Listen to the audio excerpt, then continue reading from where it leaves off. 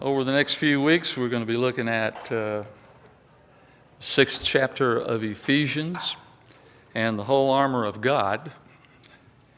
And what that is and how we're supposed to use it.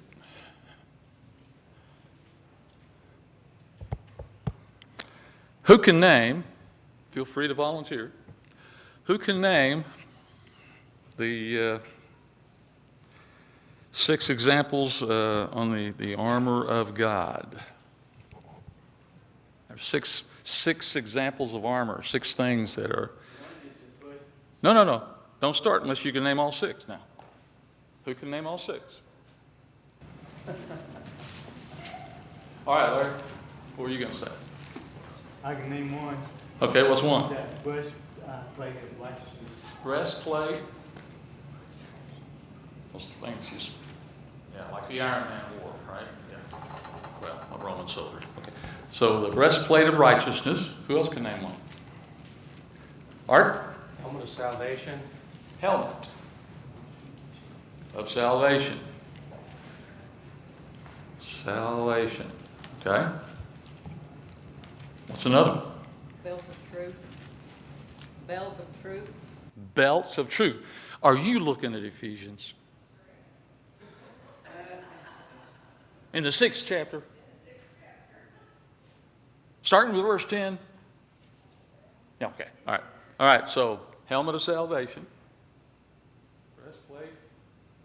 Righteousness. Belt of truth. Okay. There's 3 more. Shield of faith. Well, the soldiers. Those Romans were good with the shields, weren't they? Yeah. We need to get some of our police officers maybe a shield of some sort. Well, they do have shields for, I guess, for SWAT teams and stuff, That's pretty heavy to carry around, though, isn't it? Yeah.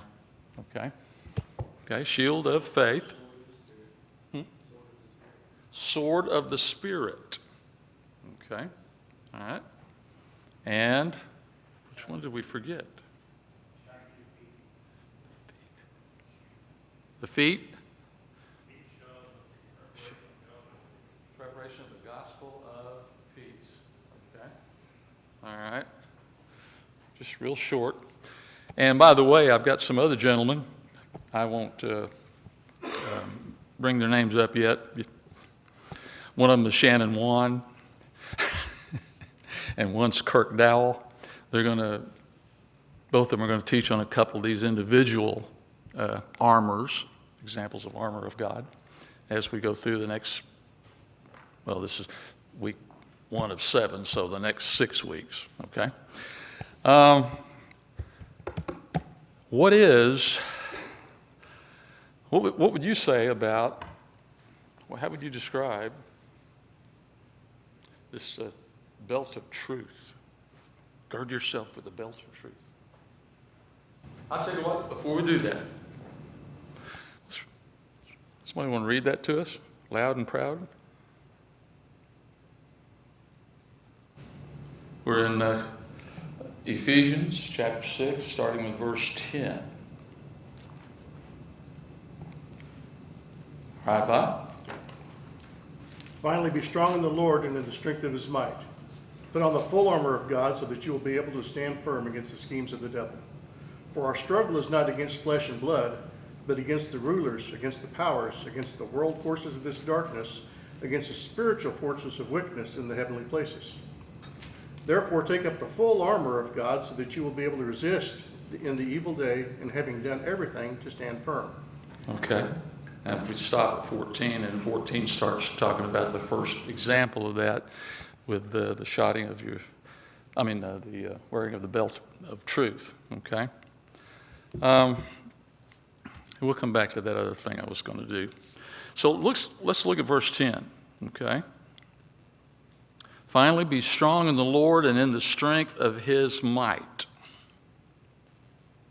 How would you put that in your own words? Be strong in the Lord and in the strength of his might.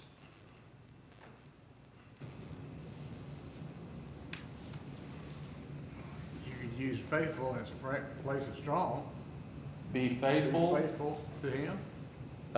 Brings up a good thing. This whole reading has to do with being faithful, doesn't it? Faithfulness. And maybe how to do that a little bit. Help us be faithful, right?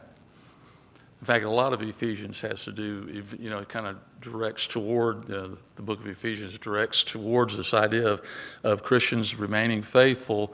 And then, so you're kind of at the climactic end of the book of Ephesians when we're looking at this armor of God, okay? Whose strength?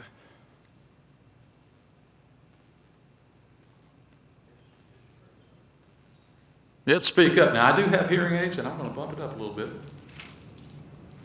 I'm going to bump it up one more. Okay. Whose strength? The Lord. The Lord's. Okay. Now, what do we do a lot of times? What do we forget to do? What do we do instead of that, I guess is a better way of putting that. What do we do instead of? Man, I can handle this myself. That's right. In the words of Mike Gundy, I'm 40. I'm a man, I'm 40. Well, you fill in the age. Some of you guys are a little more than 40. But anyway, yeah, we try to do it ourselves, right? Anybody else do that? Anybody ever try to tackle your problems off, kind of tough it out and just kind of bear through it, so to speak? Yeah. Me too. Okay. Well, that's a mistake. Anyway, so in verse 10 it says, be strong in his strength, not ours. Let's look at verse 11. It says, put on the whole armor of God that you may be able to stand against the wiles, or is that willies? Against the wiles of the devil. Now, in some other translations, what does your Bible say for the wiles of the devil? Schemes. Okay. Schemes of the devil, strategies. Is that correct? Did somebody say that? Okay. Yeah. His plans for us. The devil has schemes that involve us. Can that be good? It can't be good, can it? That's not like, no, that can't be good. Okay. Anyway,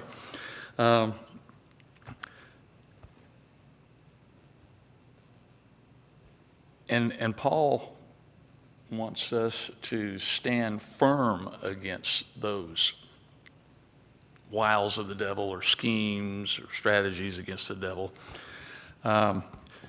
And he says in verse 12 that our wrestling is not against flesh and blood.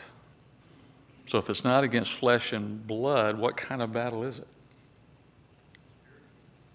It's not a physical, it's a spiritual battle, right? Yeah, and I know a lot of guys make a lot out of, this is a metaphor, this whole idea of the armor of God is a metaphor for this spiritual competition, spiritual battle. Is the battle we fight against the devil,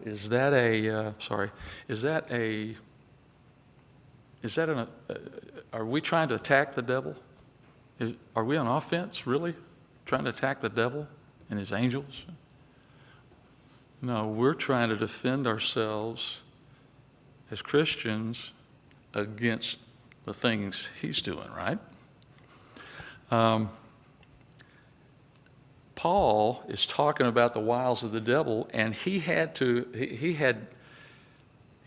deal with some of those efforts on the part of the devil against him, didn't he? I'm going to look at a couple things. If you want to turn to 1 Thessalonians 2, 17 and 18. Satan had tried to interfere with Paul's work in the past, before he wrote this book. Okay? Somebody got that? Want to read it for us? 1 Thessalonians 2, 17 and 18. So we, brethren, being bereaved of you for a short season in presence, not in heart, endeavor the more exceedingly to see your face with great desire, because we would fain have come unto you, I, Paul, once and again, and Satan hindered us. Okay. Paul wanted to visit personally with them, see them personally, but was unable. And he says that that Satan, which is the proper name, I think, for the devil, okay? I don't mean proper as proper or improper. I mean, it's kind of like his name, you know? It's not Billy Joe, it's Satan, okay? I'm trying to have a little fun here, okay? But anyway, can the Bible be fun? Yes. I hope so. I hope so. Another example in 2 Corinthians 11. If you want to be turning to 2 Corinthians 11.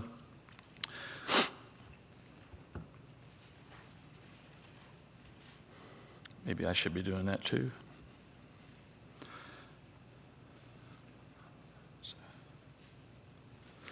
And verses 3, and then we'll look at 14 as well. But I fear lest it by any means as the serpent beguiled Eve in his craftiness, okay, your mind should be corrupted from the simplicity and the purity that is toward Christ. And then in verse 14,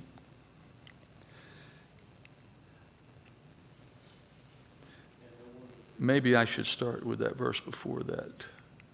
He was talking about false teachers, false apostles in verse 13, and in verse 14, am I in the right place? Yeah, 11, okay. Verse 14, and no marvel, for even Satan fashioneth himself into an angel of light. To do what? What's he trying to do? Fool us, trick us. Wait a minute, that'd be 2, wouldn't it? Okay, all right.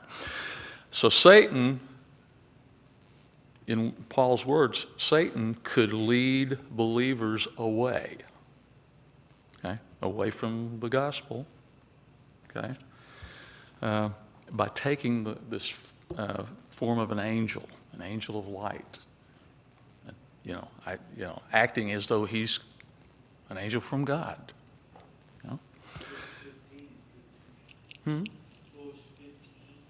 Verse 15, you want to read that too? Or did I finish the verse? Therefore It is no great, I'm sorry, go ahead. Therefore it is not surprising if his servants also disguise themselves as servants of righteousness, whose end will be according to their deeds.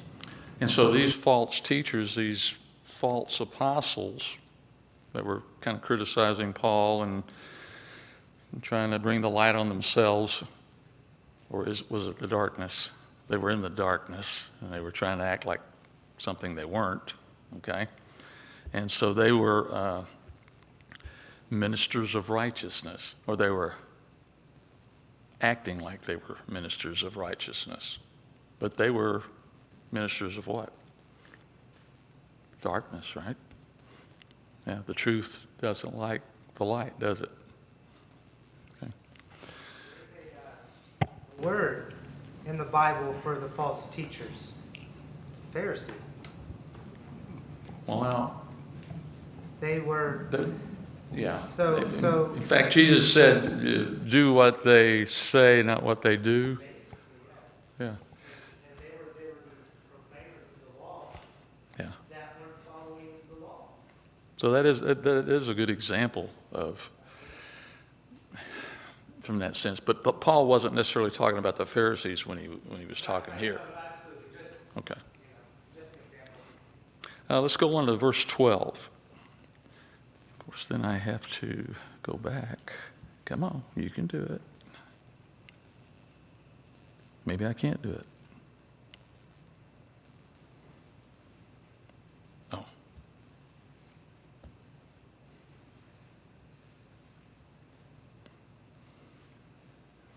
I've done something to my electronic Bible. Oh, there we go. All right. Back to Ephesians. Sorry for the delay. Verse 12, for our wrestling is not against flesh and blood, but against the principalities. Some of these terms are nice, interesting, I guess. But against the principalities, against the powers, against the world rulers of this darkness, the darkness in the world, against the spiritual hosts of wickedness in the heavenly places.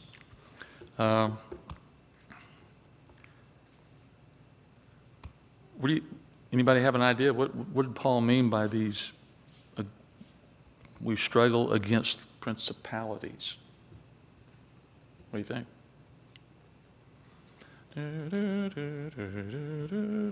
Nations right now where it's illegal to worship Christ. Well, that's true. You know, a lot of places in the world where it's not just inconvenient; it's not safe to be a Christian, right? Okay. Anybody else? Usually, I think a couple of things that can be talking about would be dominions or different classifications of evil. When you think of evil, are there some different classifications of evil out there in the world?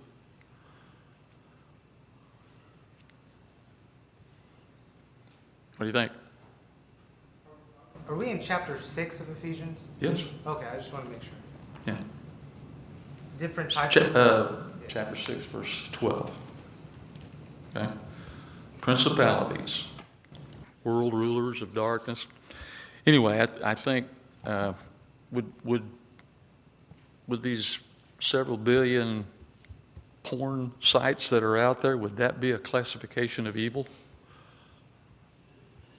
Are there other kind of groups of evil? Yes, sir? Well, it says in the Gospels, and it's reiterated in the book of Revelation, that when Satan was cast down, he brought a third of the angels with him. Now, they're not all dormant. They're active. They're being used. They're working this earth and specifically us to destroy us. And when you think of the wealth that is behind it, I forget how many millions of dollars I read one time that was being used every year just to destroy the message that is in Genesis 1 through 11. Yeah. Hundreds of millions of dollars. Yeah. And so there are people that are behind it. There are messengers or angels that were brought with Satan when he was thrown down. And we also have groups of people that are active constantly trying to barrage humanity with ruin.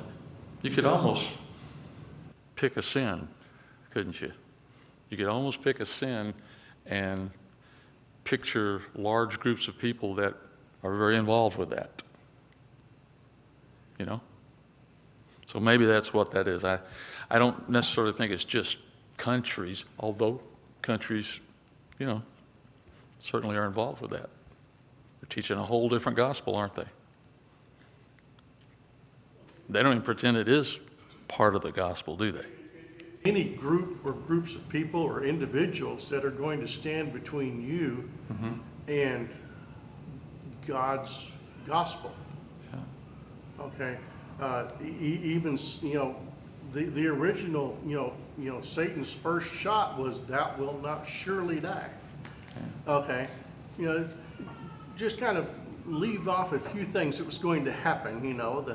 The pain and suffering you're going to go through, the fact that you're not going to die immediately, but you will now surely die because, you're not going to have access to the tree of life anymore. He kind of glazes over that. There's going to be a death. It's going to be a death. And then the judgment. That's right. And this verse, I think, covers the plethora of the heavenly host that is working through the governments, through the school districts, through the social groups that are in our nation, and we watch their commercials on a daily basis. Members that are probably here in this congregation that we need to look out for, because he is going to be everywhere, just with those little bitty things of No, you don't have to worry completely about that. Wonder how many assistants he has. How many minions, the devil? How many minions? How many of our angels of the devil? You know? Yeah. I don't have an answer for that, but I do have. Yeah, but that was my question. I know. Okay, well, yeah. As many as it takes. What? That's how many he has. As many as it takes. Oh, yeah. But no. He's not cutting back, is he? No, he's not going to stop. If he gets somebody, he's going to use them. Yeah. Well, there's a war out there against the word, isn't there? Right in the country we love. Well, that's kind of my point here. In verse number 11, it says, "Put on the whole armor of God, that you may be able to stand against the schemes of the devil." And this idea of putting on the whole armor of God, like we are in a war, and so you're going to be out there and you're going to be fighting. So Spiritually, yes. Yes, exactly. But he's building the church in Ephesus up. He's giving them that war speech that happens before you run down the field and attack these people. You don't say, well, you're going to kill this guy and then you're going to kill that guy. You're going to talk them up and you're going to say, this is a strike at the heart of the beast. This is where it's going. And so...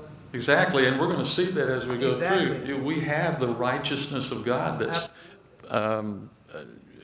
what is it? We're not really righteous, but our faith in Him, by our faith and the sacrifice Christ made, we are counted as righteous. Right. We're My point reckoned being as at righteous. this is Yeah. we are going to struggle as Christians. We're going to struggle in the flesh and in the blood. That's going to be it. But don't concentrate on that, because you're suffering for something bigger. Your suffering and your perseverance through it is taking a stab at the heart of the beast. And we I have think help. that's part of what And what this these, whole thing. yeah, I didn't mean to cut you off. And these examples of these, the kinds of armor we have are all the methods we have, the things we have to battle. We have the truth, not just any truth, not just because I said it or somebody you respect says it, but we're talking about God's truth. Okay? It's not, what is it, what's the word? It's not variable. It's not almost always right. It's always the truth, isn't it? It's the absolute truth, right? And we have the righteousness given to us by God through Christ. Okay?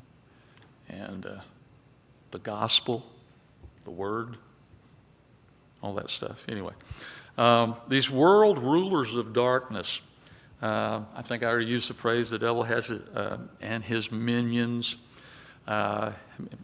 Some of your Bibles will mention the prince of darkness or the prince of this world, referring to the devil.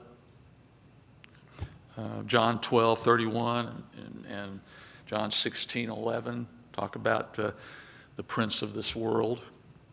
That was a phrase used by Jesus, referring to Satan. I thought I heard a comment coming. Nope? Okay. Question, yeah? I don't know. Of discussion, I guess. He's saying here, what I'm getting, that we will struggle against principalities, against those that are in authority, rulers of this world. Mm-hmm. Well, is that in conflict in Romans 13:1, where it says we're in subjection to the authority, where we must be in subjection to the government, because those are established by God? Yeah. I got my own idea, but for purpose of discussion, how do you resolve that? It seems to be, in one place he's saying we're subject to it, it's established by God, but here he's kind of saying that we're going to struggle against. Well, God has obviously used nations. He's raised up nations, for example, in the Old Testament to punish the Israelites. Now, you know, when we look at a bad player today, we look at a country that maybe practices evil or, does whatever is, I'm trying not to mention a specific country, without,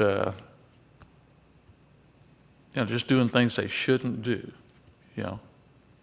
killing people, whatever, mistreating them, the people in their country.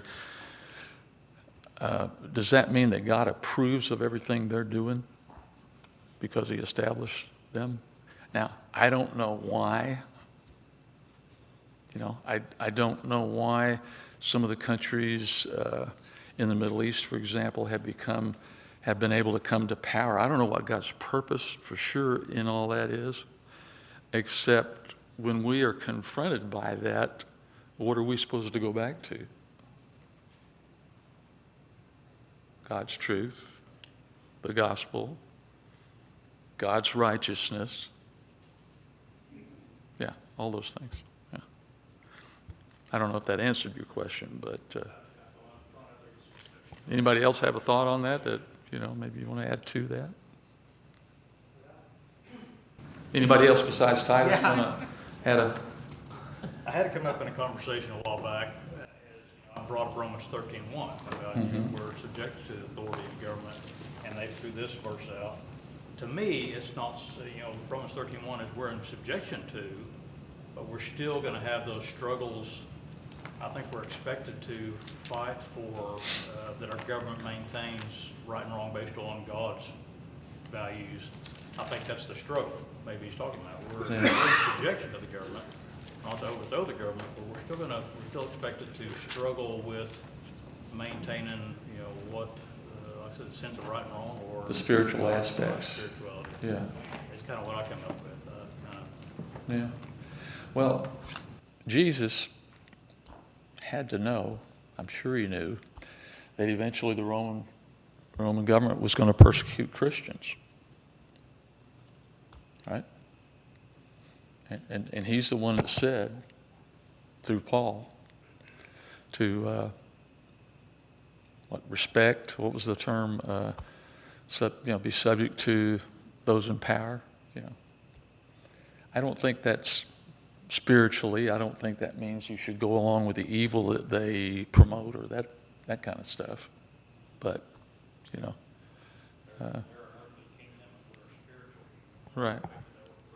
Kingdom, I think that's. And Jesus stressed that, didn't he? Yeah. Yes, sir. Further down in 13, he's described, the authorities, the rulers are described as the servants of God.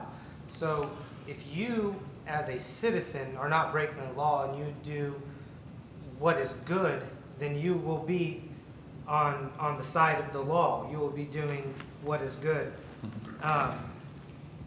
Yeah, but if you do wrong, do they lock up the people? I want to stress something you just brought up. When most governments, when they lock up the bad guys, they lock up the bad guys for doing stuff that's bad, right? Things they shouldn't do, things that are harmful. Good governments do that, okay? But I lost my train of thought there. They don't typically go after people that are doing good. Now, I'm sure you can find some exceptions to that, but generally, what kind of people does our government, what do the policemen, the law enforcement, what kind of people do they go after? The ones that are doing right by their fellow citizens? No. Yes, sir? A lot of times when God is dealing with nations, he's a big picture person. We don't know that, yeah. And so there's a lot of these things that people say, well, this shouldn't happen because, or this shouldn't happen because, this specific thing shouldn't happen because. When he's talking to Abraham in Genesis 15, starting in 13, it says, God said to Abraham, know for certain that your descendants will be strangers in a land that is not theirs, for they will be enslaved and oppressed 400 years. Yeah.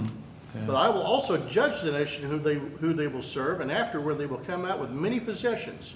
As for you, you shall go to your fathers in peace. You will be buried at a good age. Sounds like he was talking about Egypt. Then in the fourth generation they will return here, for the iniquity of the Amorite is not yet complete. So he's waiting on the Amorites. To get all this done. And it's going to be 4 years.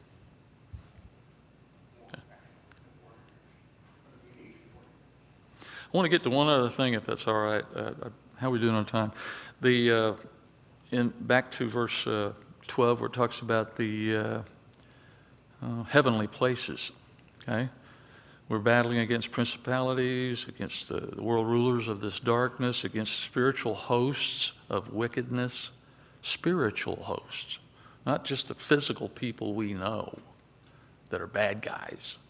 Okay, and then this wickedness in the heavenly places. Now, a lot of times, in fact, maybe even usually, when this phrase heavenly places is used in the Bible, it usually means in the presence of God. Okay? Well, is Satan carrying on war and wickedness against God?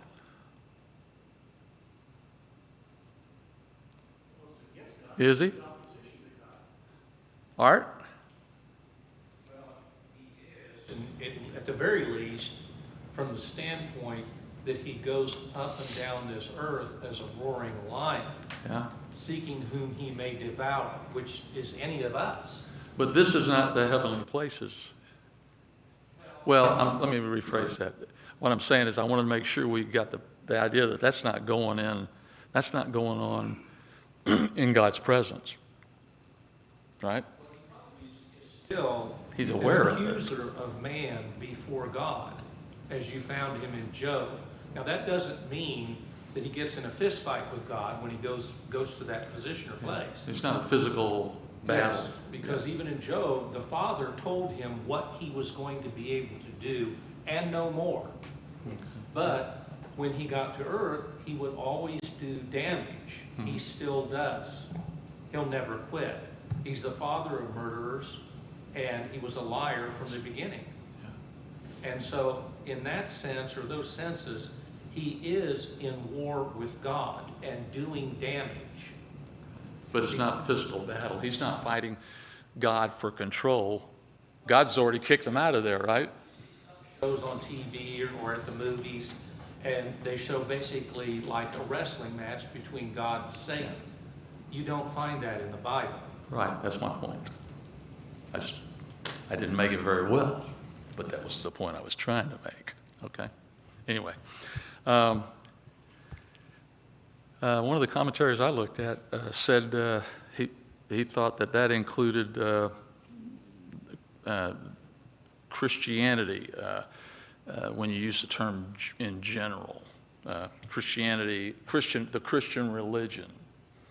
Okay, keeping in mind that there was a great apostasy, centuries ago in the Christian religion and there's there's all kinds of different religious groups that quote religious, and even in the Christian religious groups, there's all kind of different groups, right? They can't all be right, can they? Not when they teach different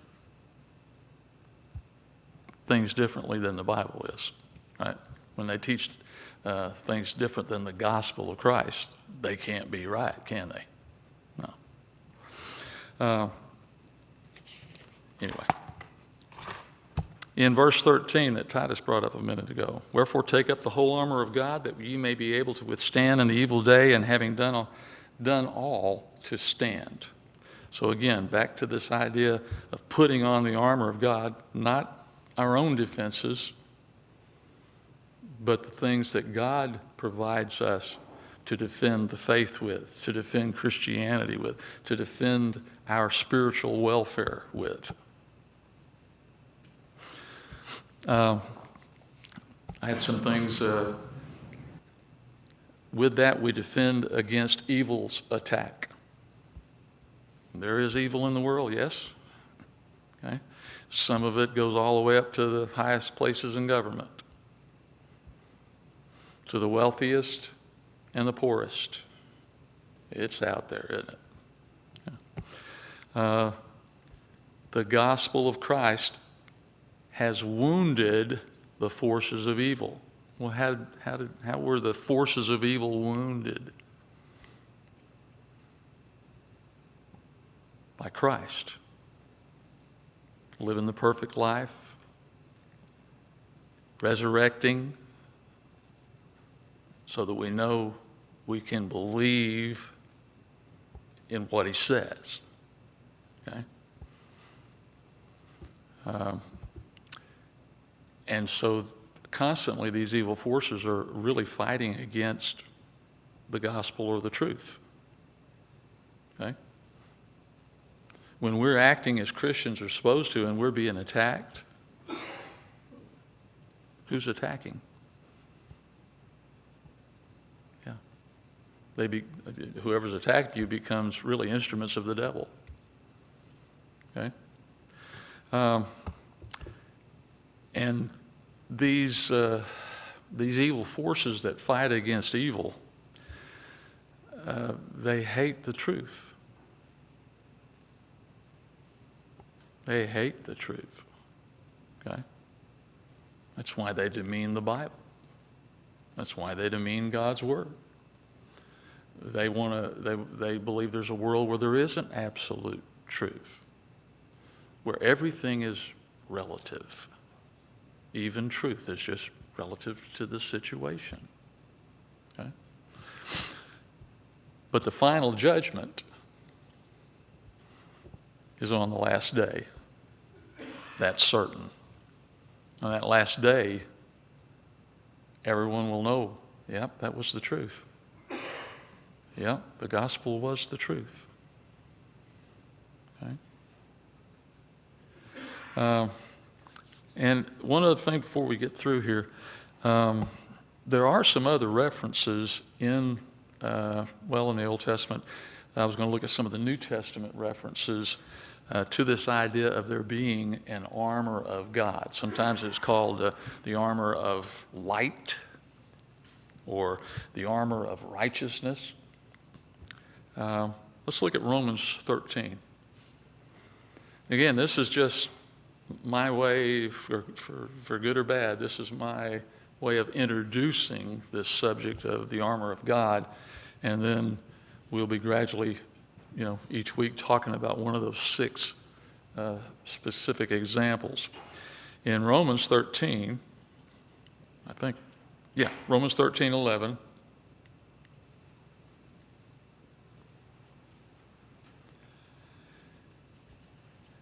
Again, Paul speaking. And this, knowing the season, that already it is time for you to awake out of sleep, for now is salvation nearer to us than when we first believed.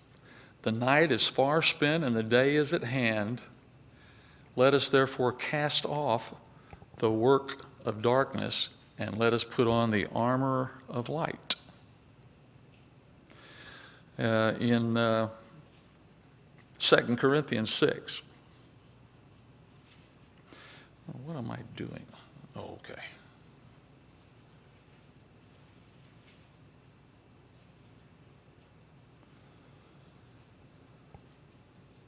You're probably already there. Chapter 6, verse 7. I'll start up a little bit. I'm going to start in 6. Well,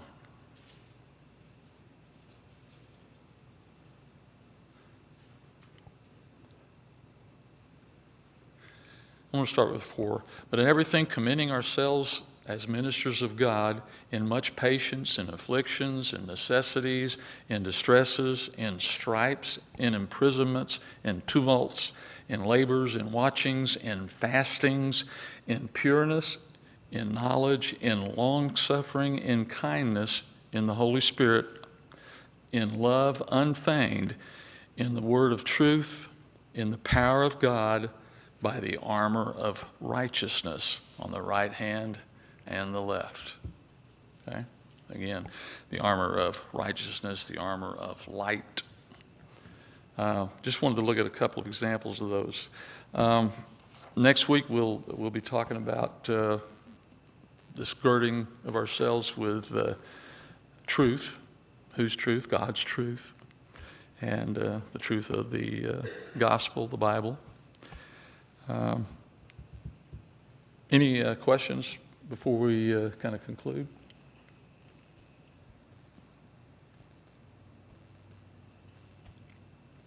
Who can name all 6 of the examples of the armor of God?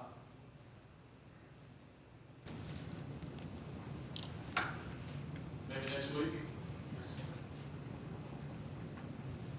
Next week. What's Mark say? That's your homework assignment. Hey. Learn the 6 examples of the armor of God.